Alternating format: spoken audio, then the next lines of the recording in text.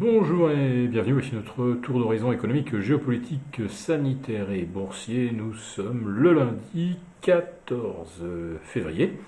Et pour comprendre comment tourne la planète finance en cette Saint-Valentin, c'est sur la bourse au quotidien et nulle part ailleurs. Et l'épisode du jour s'intitulera « Il y a des secousses, mais rien n'a craqué ».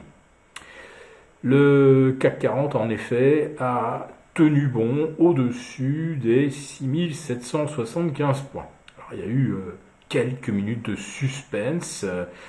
D'ailleurs, pendant que mon compère Gilles Leclerc était en direct avec les abonnés des Affranchis, eh bien, figurez-vous que le CAC 40 a rebondi pile poil sur le support où, après une brève incursion de 10 points en dessous des 6775 et on a repris dans la foulée 110 points comme ça, là, en l'espace d'une demi-heure, grâce à une déclaration de Sergueï Lavrov, c'est le chef de la diplomatie russe, et pas seulement d'ailleurs le chef de la diplomatie sous Vladimir Poutine.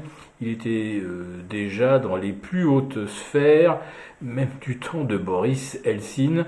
Le gars, il a juste 40 ans d'expérience des relations Est-Ouest. Il a vu passer 7 présidents américains successifs. Autrement dit, il connaît un petit peu la musique. Et donc aujourd'hui, il a déclaré, suite à une entrevue avec Vladimir Poutine, qu'il y avait toujours de la place pour des pourparlers diplomatiques et qu'il était toujours possible d'envisager d'aller vers une solution négociée.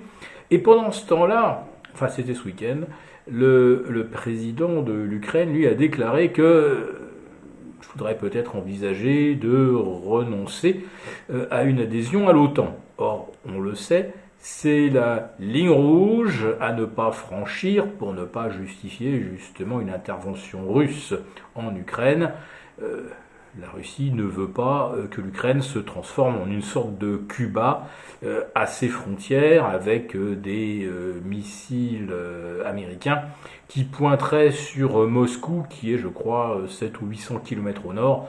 Bref, même avec des missiles à moyenne portée, Moscou serait à moins d'un quart d'heure ou 20 minutes d'une frappe américaine.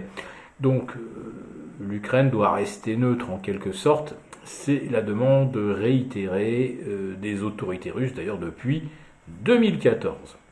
Alors ce qui a pu également faire flancher le marché et provoquer le trou d'air de moins 3,5, puis jusqu'à moins 3,6%, eh bien c'est cette réunion extraordinaire de la Federal Reserve ce lundi. Et vous avez une déclaration de James Bullard qui décidément les multiplie. Il s'était prononcé la semaine dernière en faveur de hausse de taux à fréquence rapprochée, et y compris même en dehors des dates prévues pour le FOMC de la Fed, donc hors calendrier de la Fed, pour vraiment s'attaquer efficacement à l'inflation. Un phénomène donc qui est maintenant, tout le monde l'admet, structurel, durable et non transitoire. Alors est-ce que la Fed va intervenir, mettre un premier tour de vis un mois, jour pour jour, avant sa réunion du mois de mars? C'est évidemment la question que tout le monde se posait aujourd'hui. Maintenant, ce qu'il faut voir, c'est est-ce que le marché a déjà pricé, par exemple, des taux à 1% d'ici la fin de l'année? Il semblerait que ce soit effectivement le cas.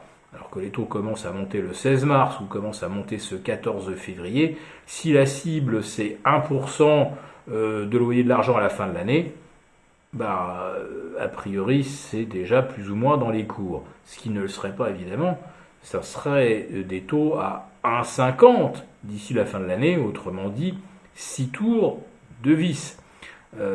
Mais est-ce que nos économies peuvent supporter des taux à 1,50 ? la réponse des marchés de taux américains, elle est assez claire et nette. Quand vous prenez les taux à 20 ans, à 30 ans, ou même le 10 ans, vous constatez que la courbe de taux s'écrase vers le haut, que les taux à 20 et 30 ans progressent moins vite que les taux à 10 ans, qui eux-mêmes progressent beaucoup moins vite que les taux à 5 ans, ce qui veut dire que quand on est à 2% sur le 10 ans américain et 2,25% sur le 20 ans, ça signifie en quelque sorte qu'on ne croit guère à des taux dépassant 1,50 d'ici 12 à 18 mois, tout simplement. Alors ce matin, c'était quand même assez marquant de voir les valeurs bancaires décrocher brutalement. On était à moins 6 et quelques sur la Société Générale, moins 5 sur BNP Paribas. Là également, c'est un signe. On avait payé, alors c'est vrai sur de très beaux résultats publiés par nos deux stars, BNP et Société Générale, on avait payé les bons résultats, mais également la perspective d'une hausse de taux à laquelle on semble aujourd'hui croire, mais du bout des lèvres, et certainement pas pour des écarts qui accroîtraient de façon significative la rentabilité de ces mêmes banques. Voilà, donc Lavrov a calmé tout le monde. Les marchés ont déjà intégré des taux à 100 points de base. Donc, si on ne casse pas les 6775, le marché parisien a peut-être une chance de rebondir.